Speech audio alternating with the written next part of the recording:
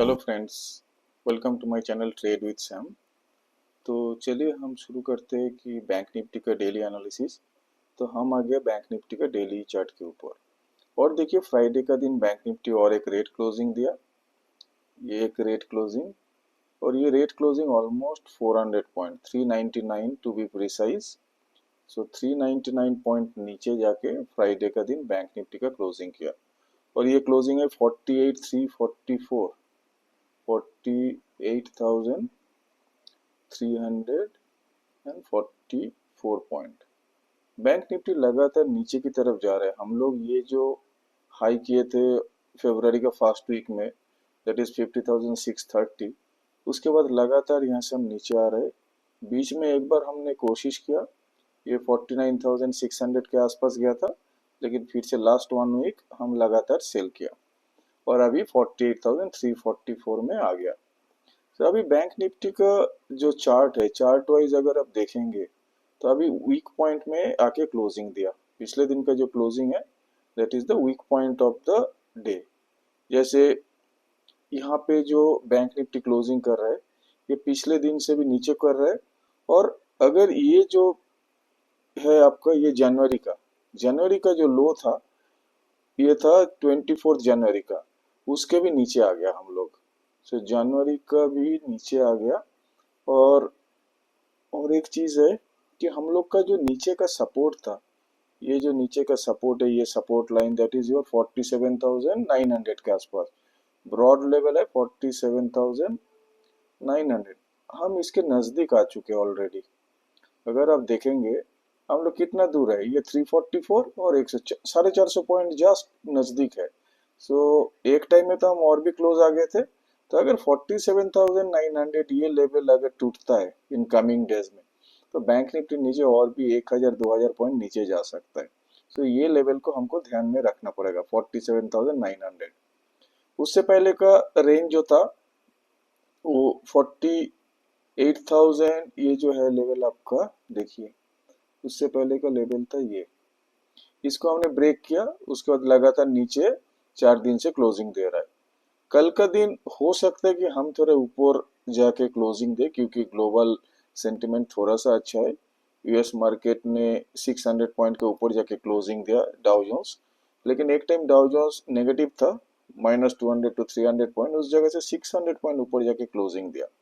तो हो सकता है हमारे मार्केट में भी कुछ ऐसा ही कुछ अच्छा खासा मूव आ जाए कल शुरुआत में। लेकिन अभी एफआईआई के ऊपर सारे सब कुछ डिपेंड कर रहे हैं। एफआईआई लोग लगातार सेल कर रहे हैं। और निफ्टी तो फ्राइडे का दिन 420 पॉइंट नीचे जाके क्लोजिंग दिया, 420 पॉइंट। ऐसा कभी हुआ नहीं कि निफ्टी लगातार 5 मंथ्स रेट क्लोजिंग दिया। तो लगातार 5 महीना नीचे आया, ये हुआ नहीं लास्ट 29 ईयर्स में। तो ये सब कुछ हो रहा है। अभी का टाइम में मार्केट में सेंटिमेंट पूरा ही नेगेटिव है। जब भी मार्केट थोड़ा सा बाउंस बैक कर रहा है, वहीं से सेल आ रहा है।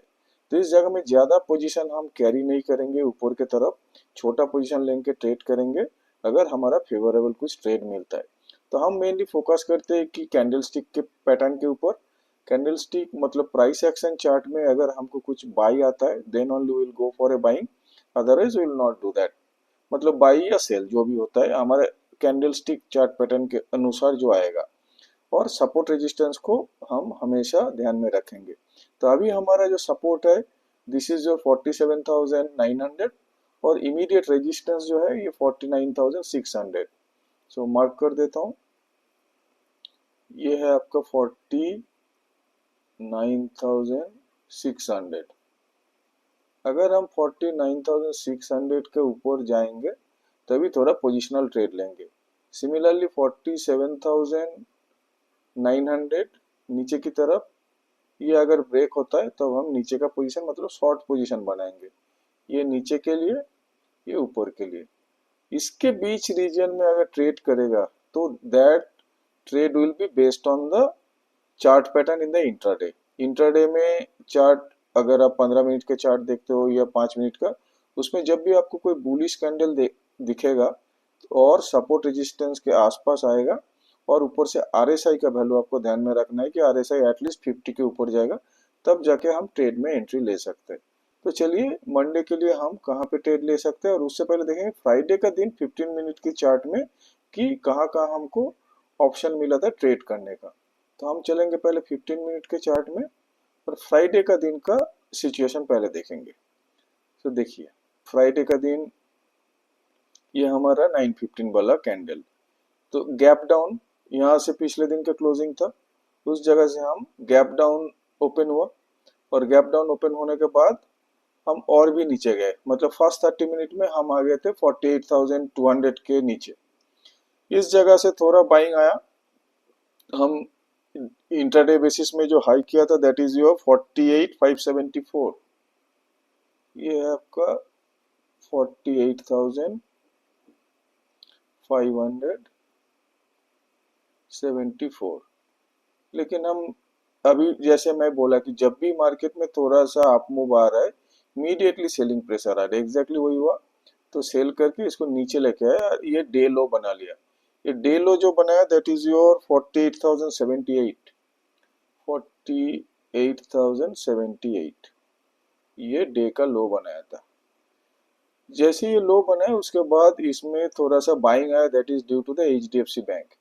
HDFC बैंक सारे बैंकों में से ओनली HDFC बैंक फ्राइडे का दिन 31 रुपीज ऊपर जाके क्लोजिंग दिया, ऑलमोस्ट 2%, जहाँ पे बाकी सारे बैंक रेड में क्लोजिंग दिया, और particularly IndusInd bank 5% down Friday का दिन।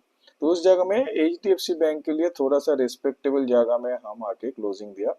तो एक टाइम में HDFC बैंक और भी अप था, लेकिन लास्ट में थोड़ा बहुत करेक्शन हुआ। तो लास्ट 45 मिनट में बैंक निफ्टी थोड़ा सा नीचे आया और ये 400 पॉइंट नीचे जाके क्लोजिंग दिया। राउंड फिगर में ले रहा हूँ, ऐसे दिस इज 399। तो आप देखिए ऐसे जिगजैग जगह में कैसे आप ट्रेड लेंगे। ऊपर से ये प्रीवियस डे क्लोजिंग यहाँ से नीचे आया, नीचे जैसे आया फिर से ऊपर किया, ऊपर से फिर से नीचे और फिर से ऊपर। लेकिन यहाँ पे भी हम ट्रेड बना सकते, कैसे, अगर कैंडलस्टिक चार्ट हमको ठीक से आता है तो चलिए देखते हैं कैसे। यहाँ पे देखिए ये है आपका एक रेड कैंडल, रेड कैंडल का ये नीचे का पॉइंट है, यहाँ से ग्रीन कैंडल जैसे बन रहा है, रेड के बाद ग्रीन कैंडल बन रहा है। ये ग्रीन कैंडल छोटा इनसाइड है, इसके अंदर में है, ठीक है, इसको इनसाइड कैंडल बोलते हैं। जैसे हम इसको रेंज ब्रेक किया, ये कैंडल का रेड कैंडल का जो हाई उसको रेंज ब्रेक किया, तब यहाँ पे बाई बनता है। That is one of the candle stick pattern. ये इनसाइड कैंडल हो गया, इनसाइड कैंडल का ये जो रेड कैंडल का हाई है उसको क्रॉस किया, तो इस जगह में एंट्री, और फिर एंट्री में आप जब तक ये एंट्री और इसका स्टॉप लॉस होगा आपका प्रीवियस कैंडल का लो, मतलब ये पे स्टॉप लॉस होगा। तो ये स्टॉप लॉस जब तक नहीं आएंगे तब तक हम इसके ऊपर की तरफ वेट करेंगे कुछ टारगेट होने के लिए। तो देख लीजिए ये ऑलमोस्ट आपका ये है स्टॉप लॉस, और इसका दुगना ऊपर चढ़ गया, तो आपको यहाँ पे अच्छा खासा 150 पौने 200 पॉइंट मिल गया होगा।